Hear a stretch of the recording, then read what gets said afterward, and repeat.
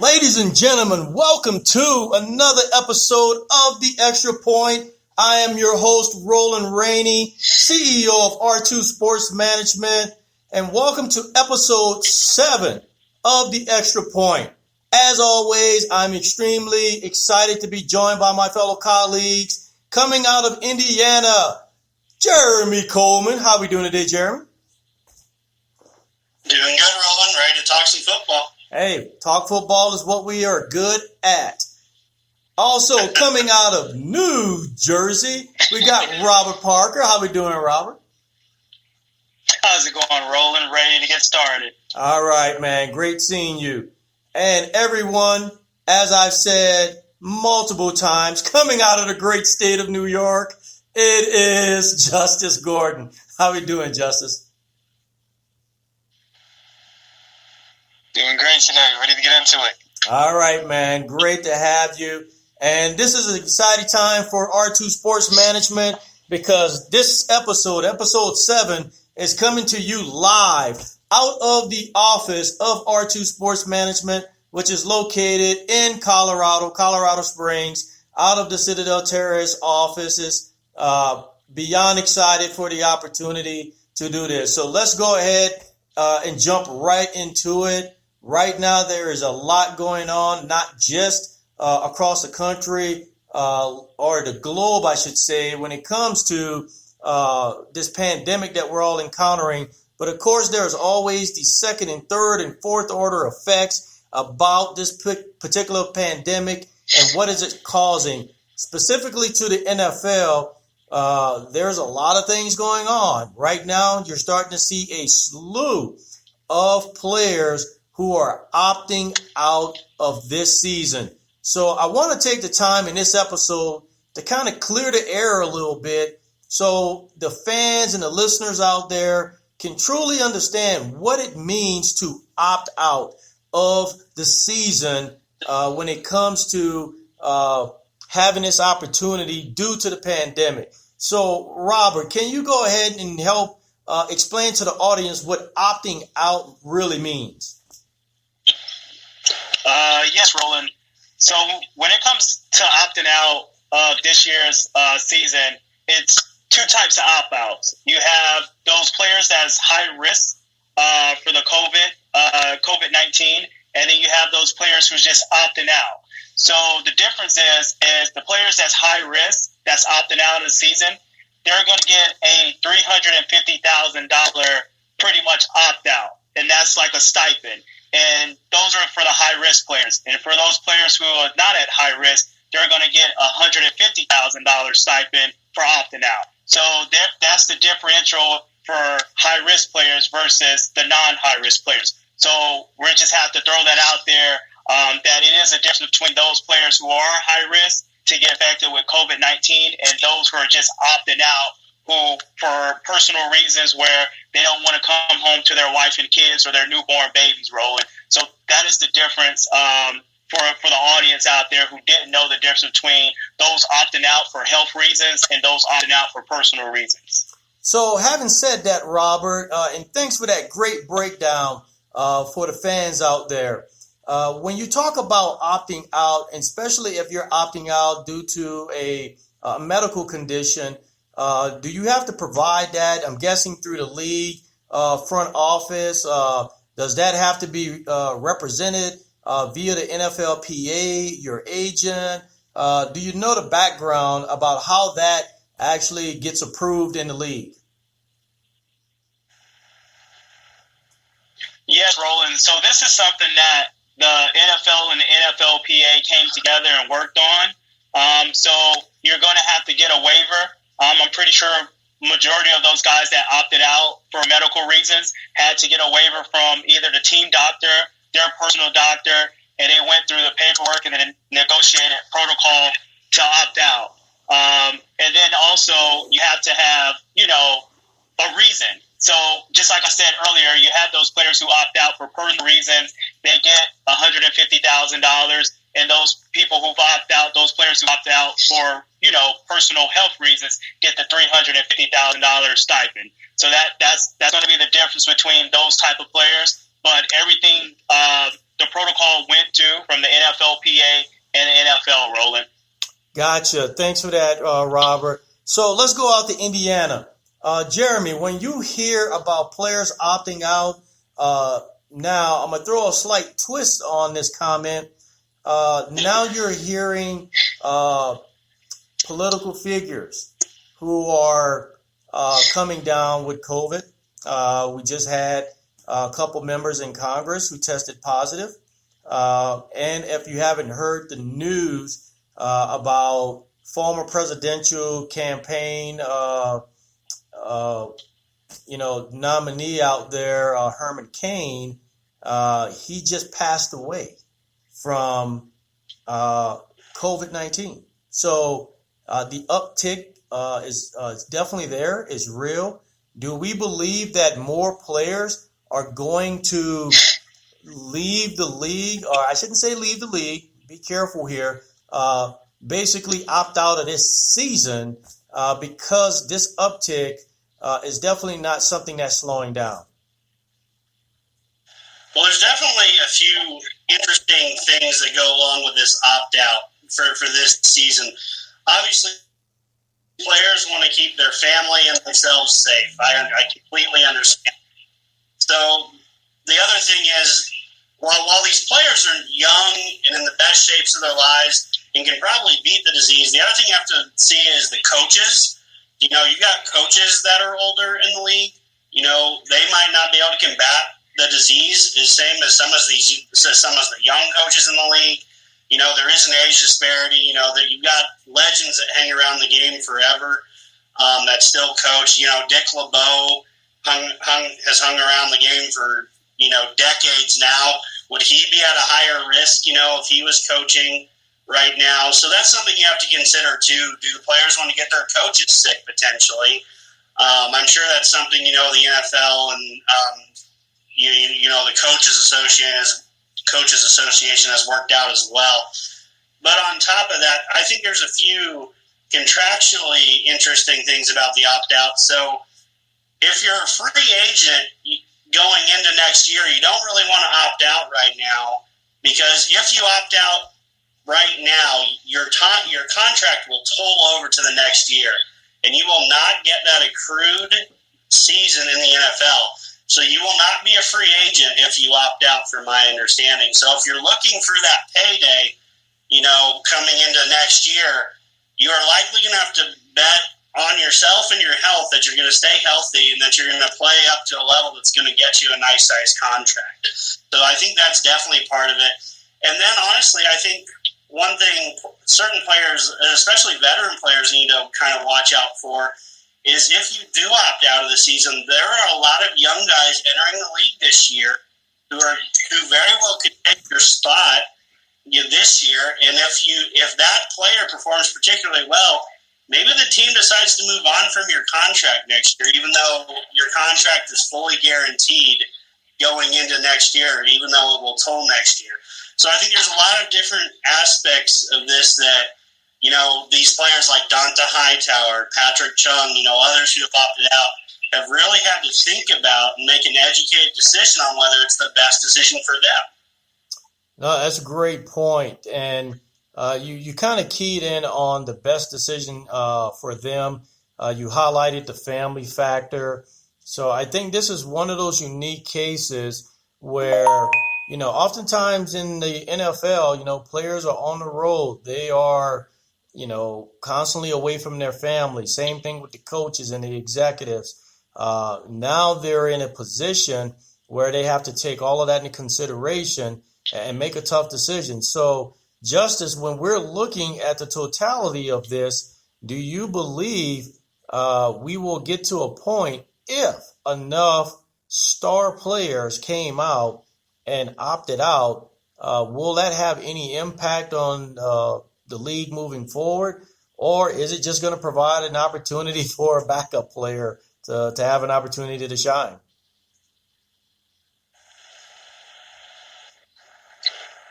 Yeah, well, one thing I want to on quickly is something that, obviously, COVID-19, it definitely does affect, weaker immune systems, a la people up in age. But I do want to highlight, a friend of mine. She's on the front lines, and she took to Facebook today. She was venting pretty much. Kind of complaining how people were taking this as a joke, and she gave a few examples about a bunch of people in the hospital. They're 20, 30 years old, and they're laid up in the hospital from this disease. This doesn't affect just older people. These players that decide to opt into the season and want to play, they could possibly die from this disease. It's very serious right now, and I have no problem with any player who wants to opt out. It's their decision. They got their families themselves to think about. But to your question, it's definitely a strong possibility if one of these veteran players, decide it's not worth it. I'm going to sit out. I made enough money. I really don't need to play. Through all this craziness, it's definitely possible one of these young, hungry players can, take their spot. They're hungry. They want to make money. And, it's definitely a decision, veteran players have to make, whether it's out or not. But at the end of the day, it's definitely, it's up to them, look out for yourselves, and if these veteran players want to sit out, man, I think we all just have to respect the decision. No, I tell you, we've hit a variation of points when it comes to this. And I think what Roger Goodell and the rest of the executive staff, to include NFLPA, one of the things they are going to have to figure out is the impact, not just economic impact, but the impact to the game when it comes to putting players' health at risk. Now, I think when you hear that term, right, putting players' health at risk, and you say to yourself, well, wait a minute, they're playing the freaking sport of football. Their bodies and health is at risk every time they step on a practice field or every time they're in a weight room or when they're actually in a game. Do you actually, for any of you, do you think that there is a difference here when you look at how someone should look at these players from a sense of, hey, I'm opting out because I'm concerned about my health, even though they're playing a violent game where they can be injured, and a lot of people have been injured almost nearly every game. What's your thoughts on that? Well, I definitely think the fan perspective is different because they're so anxious for football to get back there. They're not always thinking about the players and their health and their best interest. We've been without sports now. Luckily the Major League Baseball started back up, NBA starting here. We're all hoping a return to normalcy here. But the fact is, when it comes to a person's health, your personal health, you do take your best interest at heart. So you've got to be able to put yourselves in the player's shoe and realize that they have to make that exact same decision. Fans have the luxury of sitting back, doing that Monday morning quarterback thing when it comes to decision making, as they're not the ones that have to make the decisions for the best of themselves and for the best of their families. No, great point, especially in regards to making the best decision for the player and their families. But you brought up something, Jeremy, and I'm going to actually kind of cast this out at Robert because, Robert, you mentioned something earlier in a private text that we had going on, and that was the NBA. So NBA has started up. What's your thoughts? How does it look? Did was it what you expected, or is it something that you think the NFL can learn from? I think the NBA right now, Roland, is looking awesome compared to any other major sports. We saw the COVID-19 pandemic outbreak in baseball with the Miami Marlins, and we've seen the Marlins postpone games. We've seen teams that the Marlins were supposed to play postpone games. So we've seen kind of what we didn't want to happen is happening in Major League Baseball. So I think the NBA is looking, really, really good compared to all the other leagues because they're actually in the bubble. And I think the bubble is the safest, opportunity that you can have competitive sports competition. Now, you can ask the question, where do the NFL should be in the bubble? I think that's a little hard. I think you just have too many players on the team. You have too much coaching staff. You have too many trainer and equipment managements to have all of that in the bubble. So I think the NFL is going to run into a problem later down the line where if they're going to be traveling to different states. For example, I'm out of New Jersey, right? So I'm kind of down the street from MetLife Stadium. I know our Governor Phil Murphy, put in a thing that says, hey, no fans is going to be at Giants and Jets games, right? So, if you're a Giants player and you play the Miami Dolphins, where, Florida is a hot spot for the COVID-19 pandemic, if you're a player, do you want to travel to Miami? Or if you're a player, do you want to travel to, the state of Texas and play the Cowboys where it's also the numbers are high? Or do you want to go to Arizona and play the Cardinals? So I think that's a big decision that the NFL and the NFLPA has to come to grips with. And they have to come to, the drawing board and say, hey, what is the best possible way that we can have a season to protect our players, our fans, and their families? And I think that's an ongoing discussion, if you ask me, Roland. No, that's a great point. Jeremy, I see you shaking your head there. What do you want to add into that? Well, I definitely agree with Robert saying that it's ongoing. I don't think there's anything set in place right now outside of the recent agreement that said we're allowing players to opt out. I don't think logistically anything has been handled when it comes to, because there's 32 different teams and 32 different ways teams travel. That's just how it is. Not everyone does the same thing. So maybe the NFL and the higher powers that be are going to have to come up for a uniform way for teams to travel. They've already agreed they're going to have a season, so they've already agreed to the risks a little bit here. And the other thing I want to mention real quick with the opt-out thing is, there's a kind of a deadline here of August 3rd for players to choose whether they do want to opt out. So they do not have an exorbitant amount of time. They've got a finite amount of time to make a very complex decision. So if you are waffling and you miss the date, you've signed up kind of saying, I am going to travel with my team because I said I am going to play football this year. So, well, like Robert said, ongoing discussion, absolutely.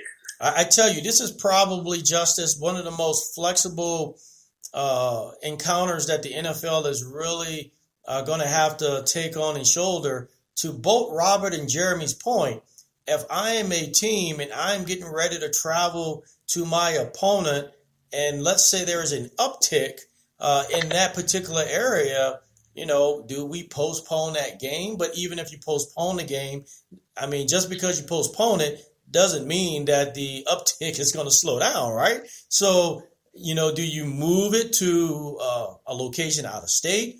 Do you try your best to put that game on the back end of the schedule?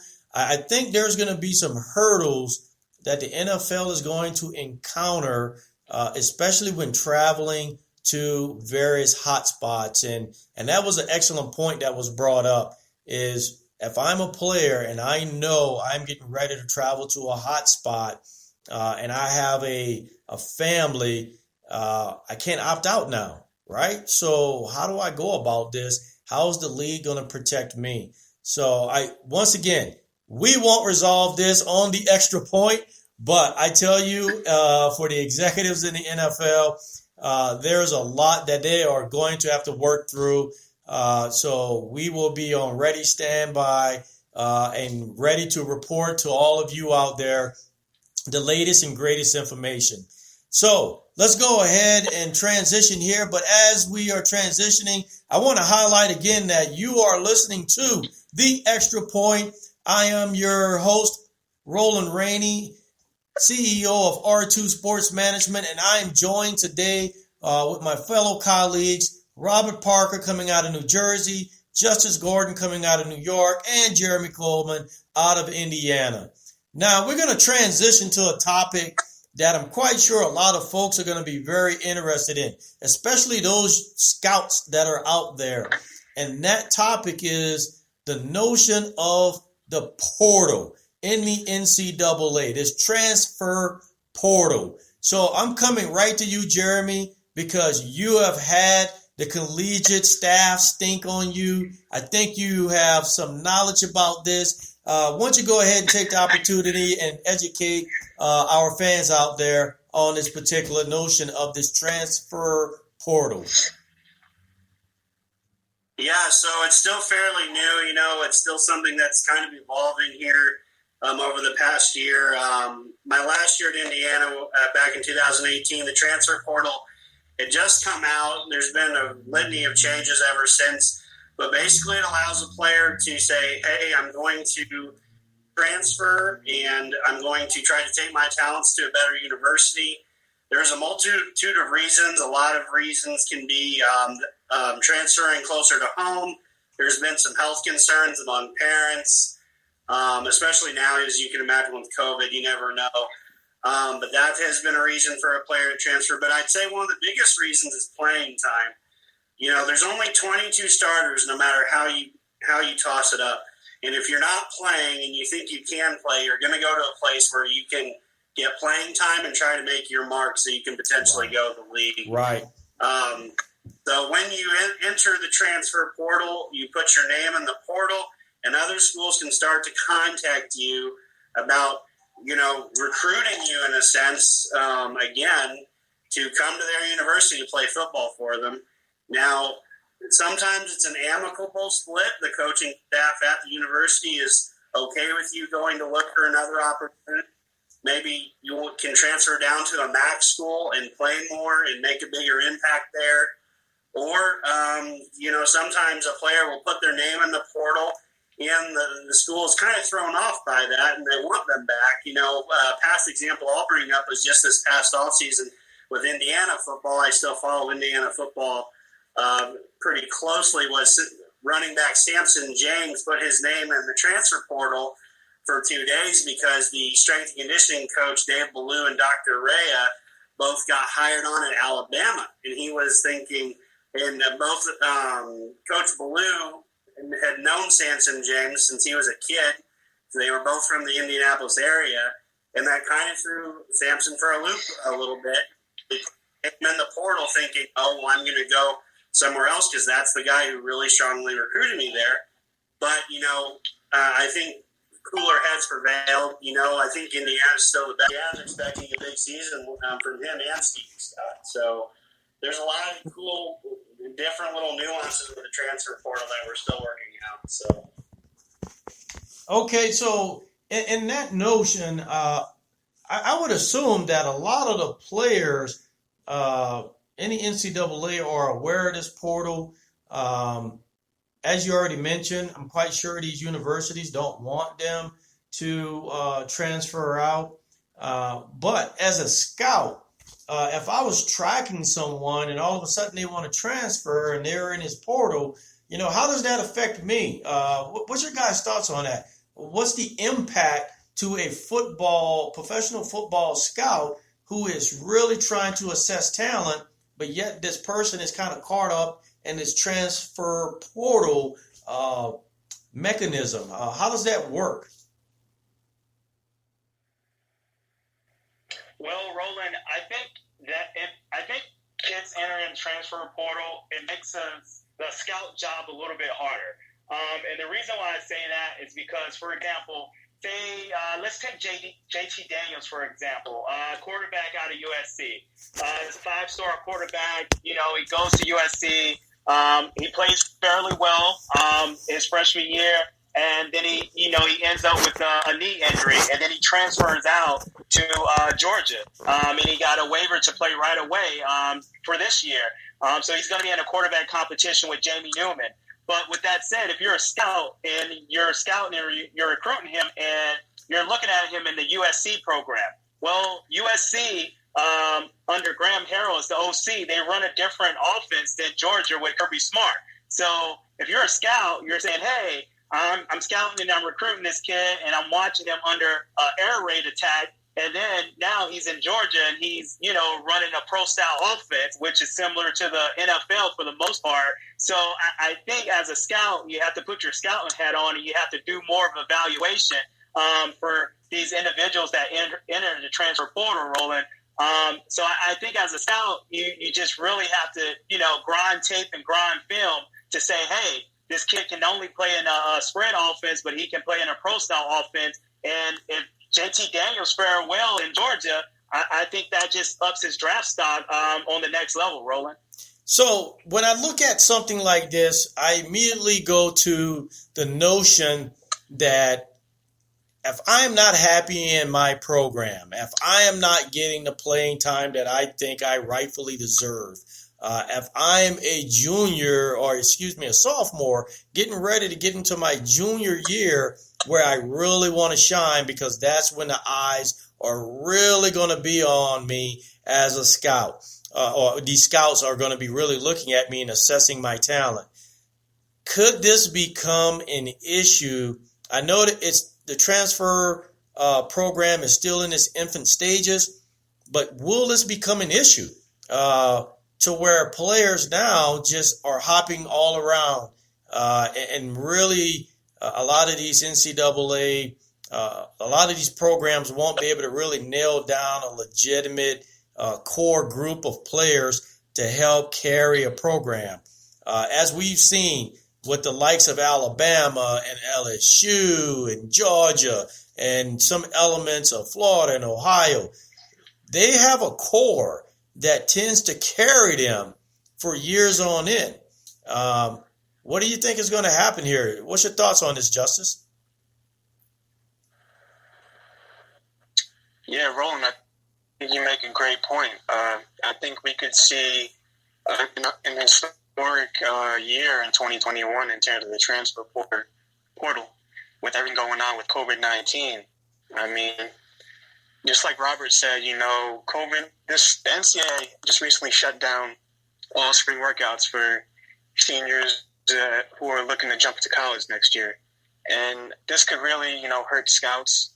If scouts go to these things to see how these players test, they see if they can live up to their speed, if they can, do certain things, how well they adjust to learning.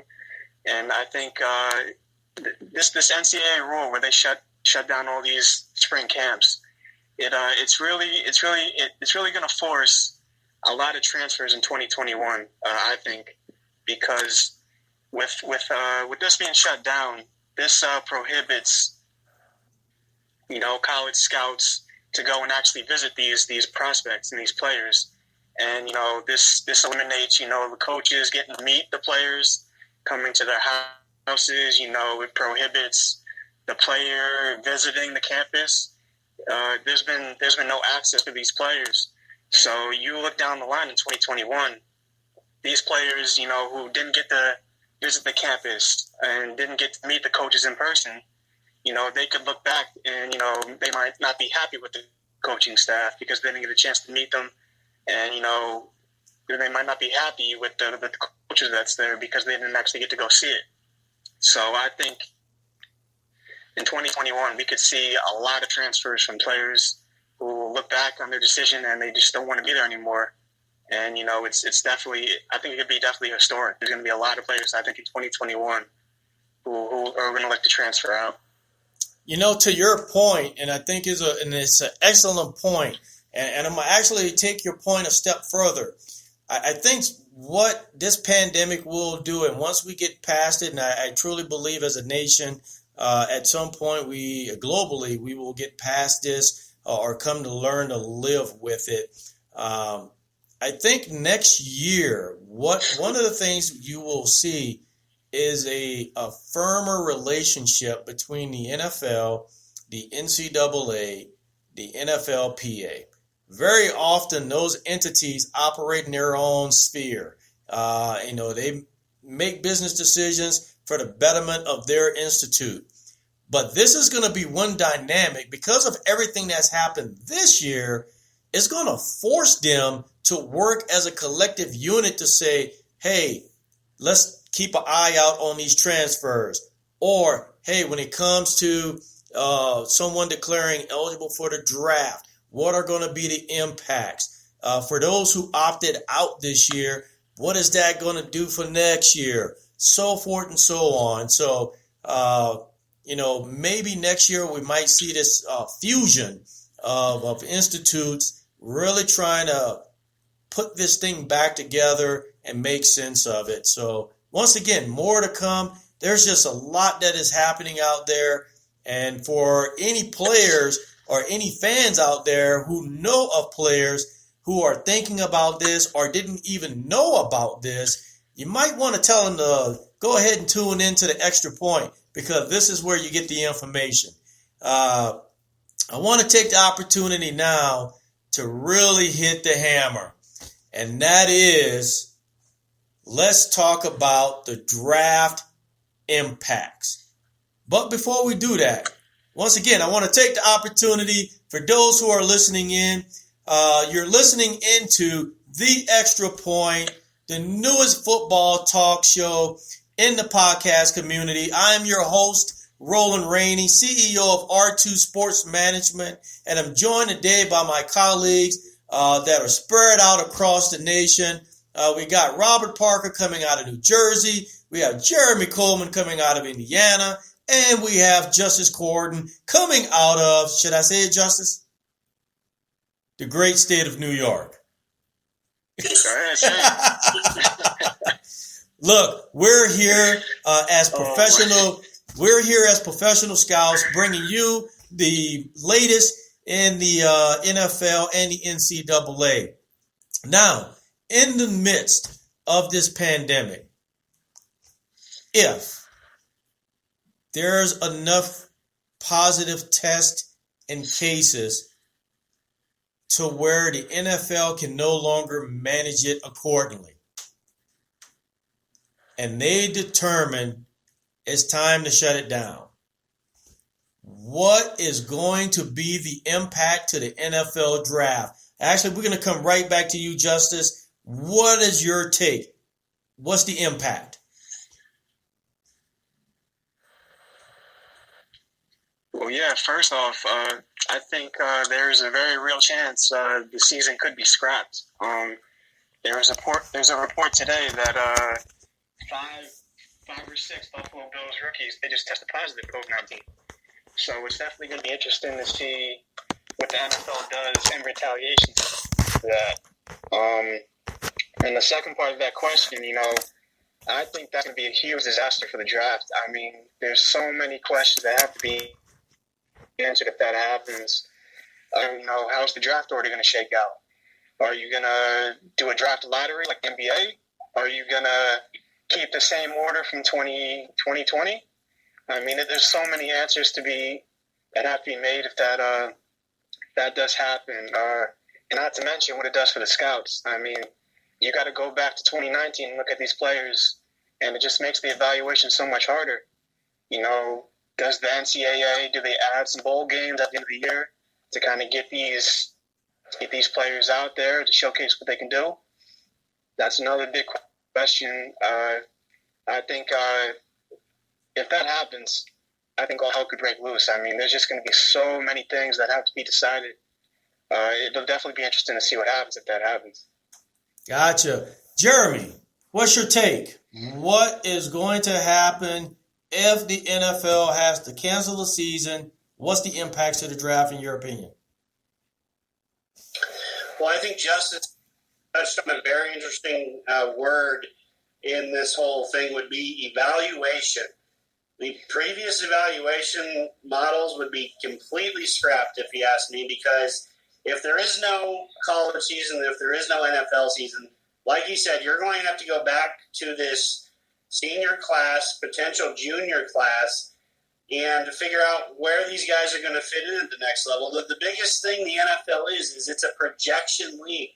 They do not like to take finished projects or finished players from the college game and bring them up to the pros. They want to get a guy that still has raw talent and the potential to grow when they get to the NFL. Don't get me wrong, there are players that are more ready than others, but there are some that also have more room to grow than others. And I think that's a big part of the NFL's evaluation process is I get a player and turn him into an even better pro? Is his best football still ahead of him? I think that's a big question. But then the other thing you have to think about is, if you're an NFL team, I didn't get a chance to see what my rookie class can bring to the field. If they can't play, there was no live stats. I'm basically going to have 2 rookie classes coming in. And then Justice made another great point. How in the world do you figure out the draft order? Because I can assure you, a lot of teams don't want to go to the lottery system, especially the ones that are tanking for Trevor. So Yes. that would be a potential wrench in that strategy. But the biggest thing I'd say is just the evaluation process would be totally different, because there are guys in college that might be stuck with a certain round grade because they don't have a chance to improve their stock at all. Justice made a very good point again. Maybe there's a more emphasis on, Senior Bowl and other games that are going to bring more practice snaps and bring more to light the type of talent that's still out there. I guarantee you there will be a game full of juniors, because obviously there have been over 100 juniors declare for the draft for the last 2 or 3 years here in a row. It's a record number of juniors every year leaving to go to the draft. So you'd have to find a way to get them into a setting where you can see them go through a practice setting, even see them play. So, again, evaluation is the big word there. It would just have to be drastically changed if there would be no football season, even in the college level or in the pros. Hopefully it doesn't come to that, but we will just have to wait and see. Robert, what's your take? Yeah, Roland. Just like Justice and Jeremy said, I definitely agree with both of those guys. But my take on it is that I think the first round of the draft is kind of already set in place. I think from right now, even if we don't have an NCAA season or NFL season, I think we kind of know, like, we have an idea of the top 25, top 30 players that's coming out. And I think that's not going to change as much. But just like Jeremy said, we happily have an uptick in early juniors declaring for the draft. I think we can possibly see those juniors, go back to school for their senior year. So I don't think those juniors can risk coming out early, not knowing what round they might fall in. But I think if you're Justin Fields, you're a Trevor Lawrence. I think we've seen it earlier in the week with Caleb Farley from Virginia Tech. He said he opted out of the season for Virginia Tech. He said, but he has a first round grade on him. So I think we can kind of see those guys opting out. And I think the NFL, it won't be a necessarily impact on the first or second round guys, but the later rounds, the third, the fourth, and the fifth round, where you can't really evaluate those guys as much. I think that's going to be the problem. And just like Jeremy and Justice said, do we have a lottery like the NBA do? And if that's the case, then if you're taking for Justin Fields, Trey Lance, or Trevor Lawrence, your whole world is just blown up if that's the case. And just to harp on the bowl games, I think the bowl games can be the best evaluation, because I think you can put those bowl games in a bubble.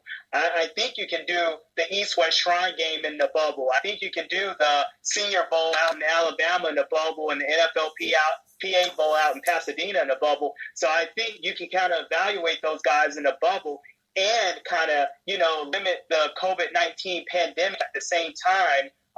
Just like, we went out to St. Pete and we went to the East-West Shrine game this past year, and everything was pretty much in a bubble for the most part. So I think you can see an uptick in bowl games if it's no NCAA season or if it's no college football, NFL season. But yeah, so that's just my take on that, Roland. Yes. Robert, one of the things I will say is going to be unique. And to your point, because a couple of you have already mentioned, some teams are already projecting out for certain players. I think we all know Trevor is probably high on the pecking order. A lot of teams eyeing him.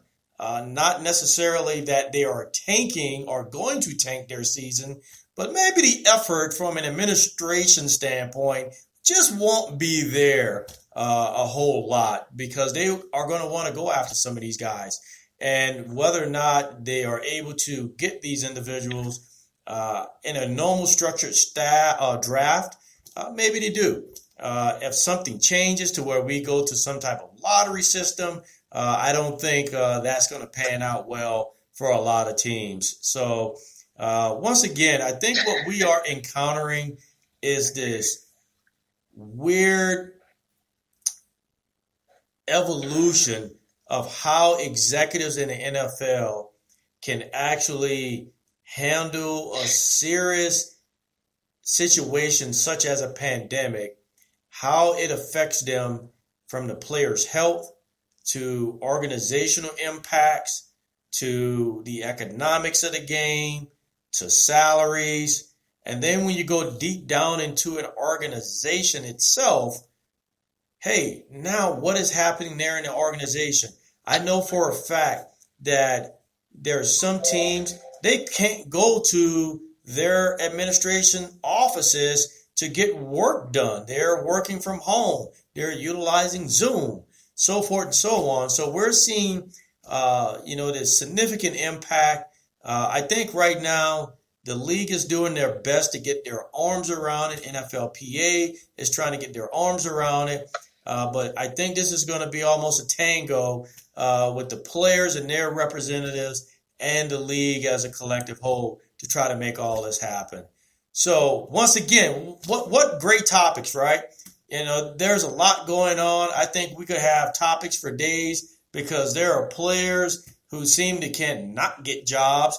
We got teams that are doing some kind of hokey things out there. So having said that, it's that time of the episode to turn over the last word to you. So let's go out to New Jersey. Robert, the last word is with you. What's on your mind? Well, what's on my mind, Roland, is a tweet that was sent out earlier by Keenan Allen. Keenan Allen sent out the tweet earlier this week saying he's better than half of the receivers that was on a certain type of list. And one of those receivers that he called out was Mike Evans. And Mike Evans kind of fired back and said, hey, you're not in my league. So with that being said, Roland, I'd just like to propose a question to you. I just want to hear your top 5 receivers that's in the National Football League right now. And I just want to, go on the panel and say, I just want to hear top 5 from everyone on the panel right now because I want to see if I'm scouting and I'm watching film and I'm watching games similarly to you guys. Wow, he just put me on the spot with the top 5. So I love how you did that, Robert, because by the time I finish mine, Justice and Jeremy will have time to figure out their top 5 receivers. So before I give you my top 5, you give everyone who are your top 5 receivers, Robert. Top 5, Roland, I would definitely have to go with DeAndre Hopkins. And the reason why I would have to go with DeAndre Hopkins is because if you look at DeAndre Hopkins when he came into the NFL, he never really had an elite quarterback, but he always put up elite numbers. And then when he finally got an elite quarterback in Deshaun Watson, he kind of gets traded. So I would definitely have to go DeAndre Hopkins, number 1. Just his route running ability, just his hands, just his competitive drive. I think he has all the tools and toolbox as a receiver. So I would definitely go DeAndre Hopkins, number 1. Number 2, I would definitely have to go Michael Thomas. And just like I said, Michael Thomas actually has an elite quarterback in Drew Brees. But just unlike the other receivers that I'm going to put in my top 5, from an athletic standpoint, he's not the fastest. He's not the strongest, but for some reason he always gets open. And he can't be stopped, even if you double team him. So I would definitely have to go Michael Thomas. Number 3, I definitely have to go to the freak, Julio Jones. He has it everything. Rolling, he has the size, he has the speed. The only knock on Julio Jones is that he hasn't, seen the end zone that much. I normally have him in my fantasy league, and he gives me a whole bunch of points, but not a lot because he doesn't reach the end zone. So definitely go Julio.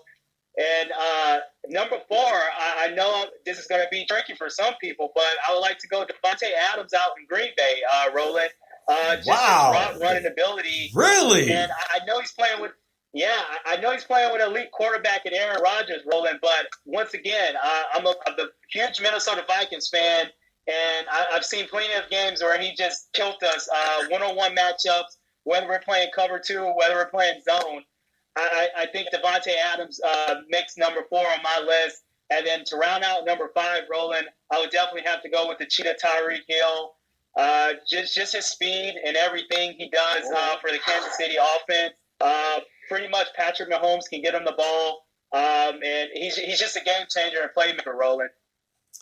Wow, that rounded out a pretty unique list. I will definitely tell you, there is no slouches on that list, without a doubt. You have a phenomenal list there.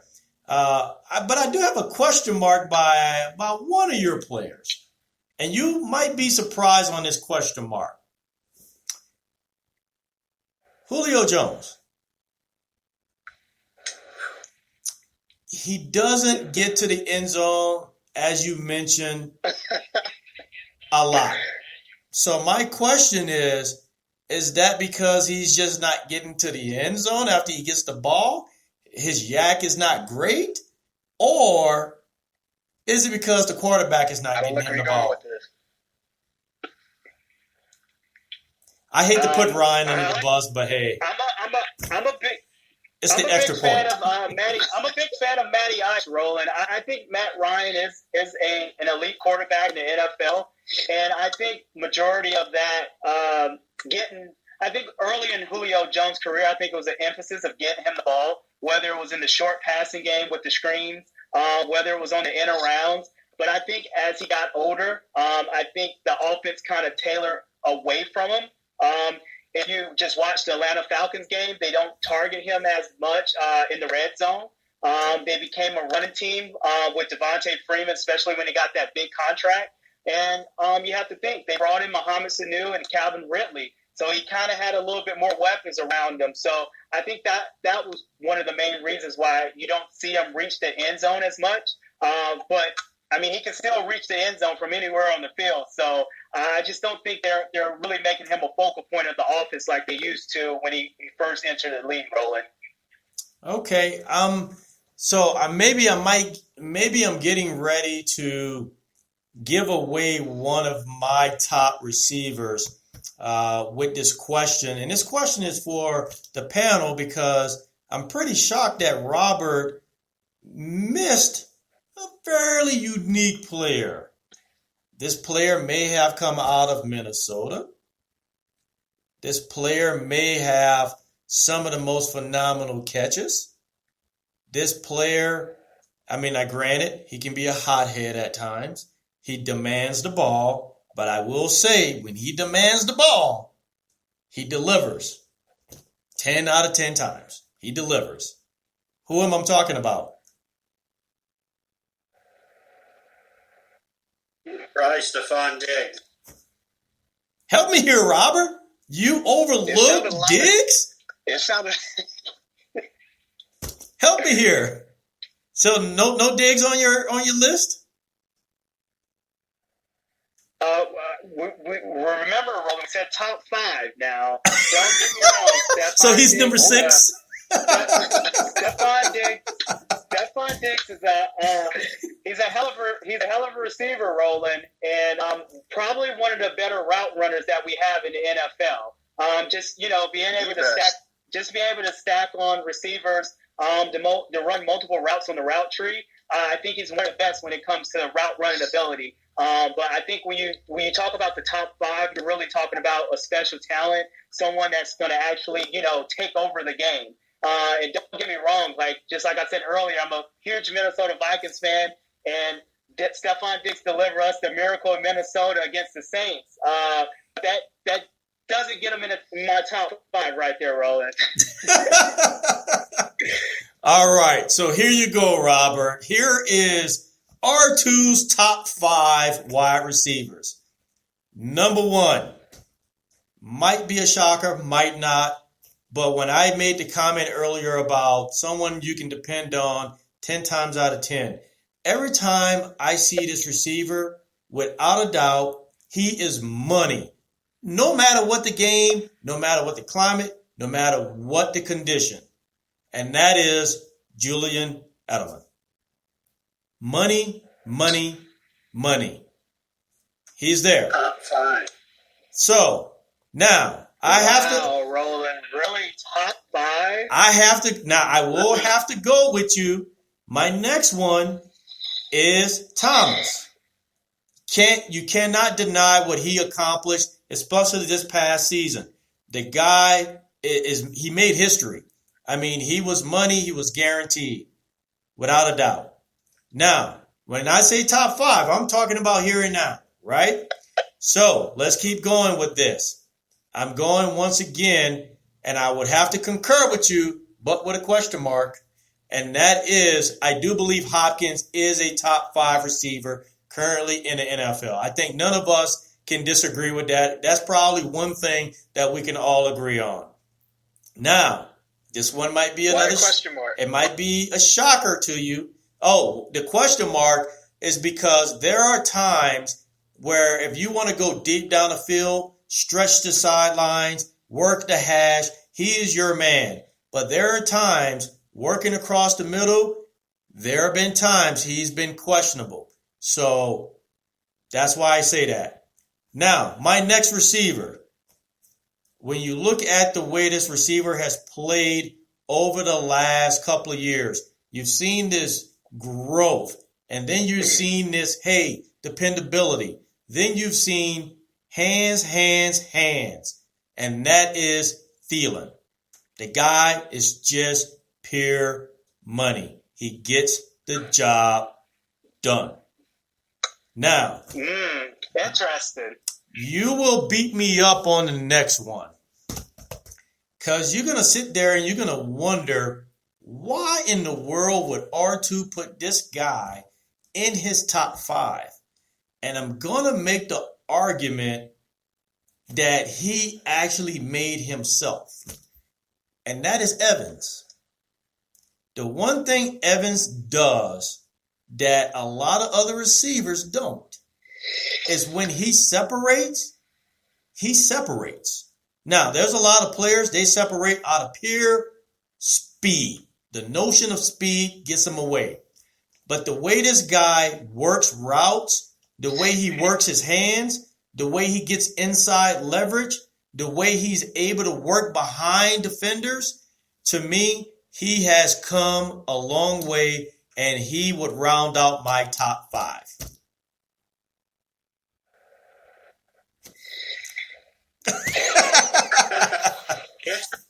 Wow, roll it. Top 5. Once again, what I'm looking at in my top 5, I'm not just looking at the highlight reel playmaker. I'm looking at who is dependable money day in, day out, no matter the situation.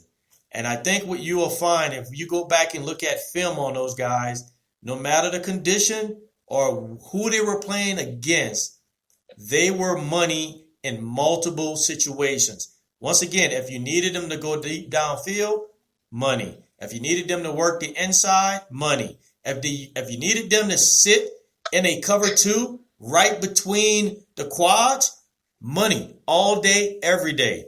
Those are the type of players, for me, that really impact the game. Yes, you do have your highlight reel guys out there, but what I like is those 2 blue-collar workers, the true blue-collar workers that really get the job done.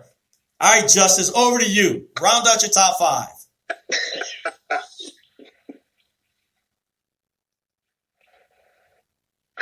Okay. I just want to throw in my 2 cents real quick.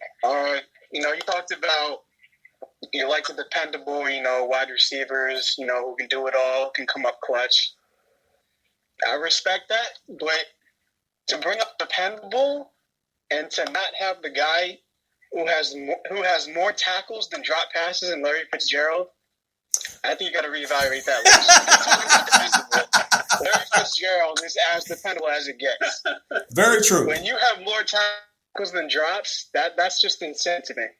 But wow, I think we might have to devote a whole podcast to a whole episode to that list right there. That was interesting. But to say the least, Justin, to say the least, that was a very interesting list from Roland R2 Rainey right there. That was legendary right there. Wow. But I guess my top 5. Excuse me if I miss anyone. I haven't really prepared for this, but off the top of my head, definitely DeAndre Hopkins, number 1. I mean, that man rarely ever drops a ball. He could do everything at an elite level, jump balls, 50-50, route running, all that. He can do it all. Number 2, I would definitely go Julio Jones. I mean, you talk about size and speed. He has it all. He can do it all. He's produced from day one since he got in the league. That man is special. Probably number 3 for me, I would probably go, oh, man. Number 3, I'm blanking right now. Wouldn't you put Larry Fitzgerald on your list? You just made a great argument for him, so I would guess you would put him on your list. Hey, Larry is great, but I don't think he's top 5 right now. He's great though. Man, I am blanking right now. You know what, Jeremy? Go ahead. I'm gonna finish my list at the end. Excuse me. This is great, Robert. Great job putting everyone on the spot. This is good stuff. What do you got, Jeremy? You've all made very good points about why you guys have included guys on your top 5. I'm gonna give you my top 5, but I'm gonna put a little more perspective behind it, just because I've had a little more time to prepare now since I went last. But so there we have the most talented receivers in the league. We have the most clutch players in the league. We have the most all-around receivers in the league. And then another thing I'd like to point out is the slot wide receiver position is so different from playing the boundary wide receiver position. I want to give a special shout-out to the slot wide receiver guys, because outside of Roland, there have not been many slot guys mentioned. Thielen got a mention, Edelman got a mention, and those guys normally play a lot in the slot because they just kill guys coming out of the middle. Guys just can't stay with them because they're so quick.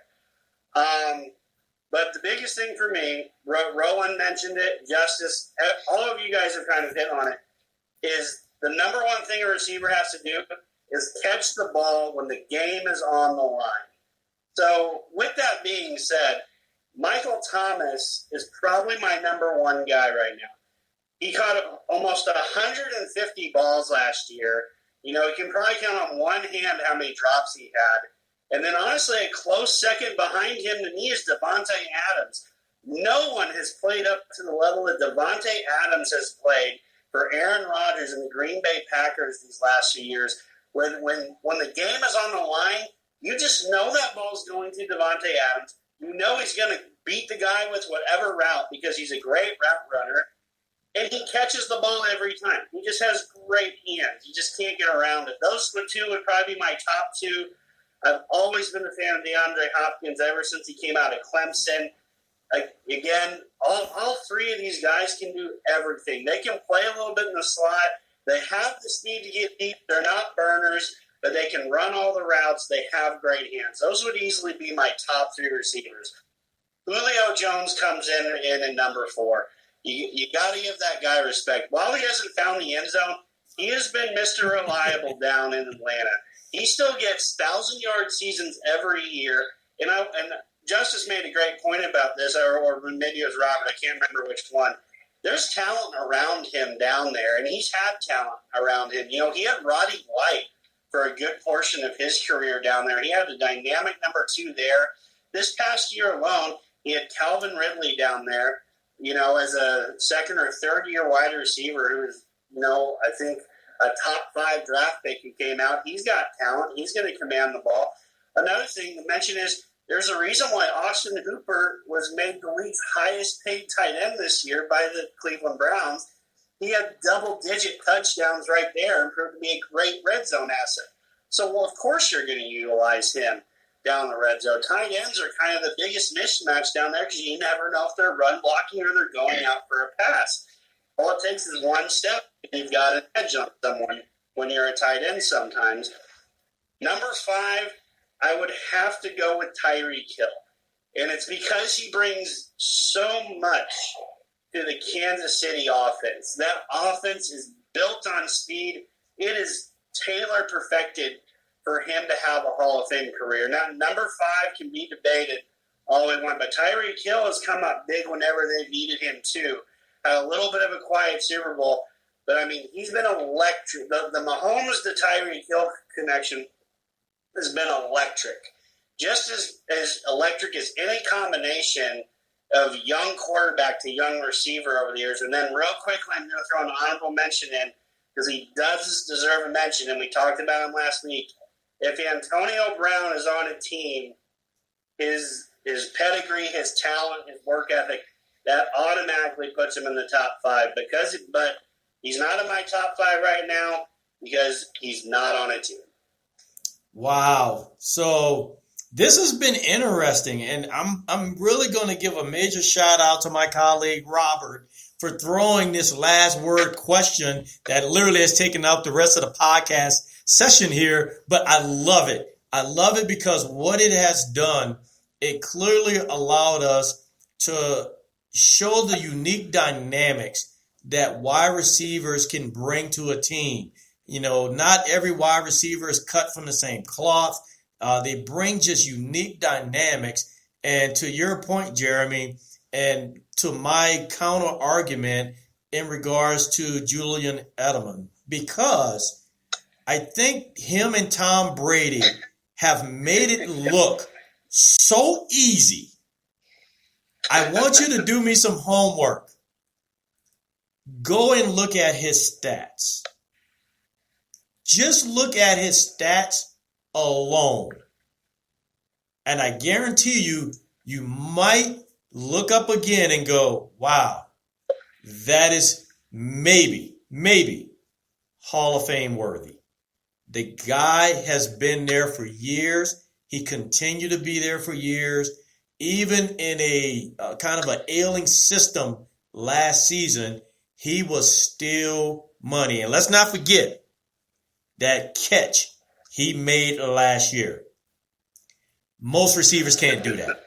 Most receivers cannot do that. The guy caught the ball inches off the ground. Not, a full arm length or, I was just diving and I caught it. He caught the ball inches off the ground without the ball touching. The concentration was just phenomenal. I only bring that up because we have brought up some very unique, dynamic players. And it truly lets you know that, the NFL, I believe, at least in that category, wide receivers is in a good spot for years to come. But before we round out this topic, we got to roll all the way back to Justice. Justice, you got 2 more for me? Yeah, definitely. Okay, I'm glad Jeremy went first because he pointed out a guy I missed. Number 1 is still DeAndre Hopkins for me. The guy just phenomenal in my opinion. Number 2 though, Michael Thomas. He was completely blanking. I completely blanked on his name. But Michael Thomas, the production he's put up over the past 4 or 5 years is something, I think he could only share with Antonio Brown. What they've been able to do, the production they've been able to, it's insane. So he comes number 2 for me. Number 3, I'd put Julio Jones. Everyone knows what he brings to the table.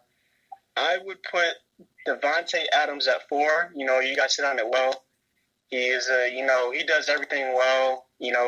I think a lot of people, kind of point to Aaron Rodgers and say, oh, he's only productive because he has Aaron Rodgers. But if you watch his game, he does everything so well. I think he really gets underrated. And number 5, it might be a little controversial. Over the past years, Here this we guy go. has really flown under the radar, in my opinion. I'm gonna put Odell Beckham Jr. at number 5. I think Wondering if he was going to get a mention tonight or not. Sorry, Justice, go. Yeah, I definitely want to put him at 5. I think a lot of people forget what this guy is capable of. He could take it to the house on any given play. Everyone remembers the catch with the one hand. His hands are some of the best in the league. I think a lot of people sleep on him, but he definitely should be mentioned. He definitely should be on people's minds. If we're talking about the best receivers. Now, Justice, thank you for that round out. As you were talking about your list, and as I kept replaying Robert's list and Jeremy's list to include mine, I noticed something. There is a common theme. Now, for what it's worth,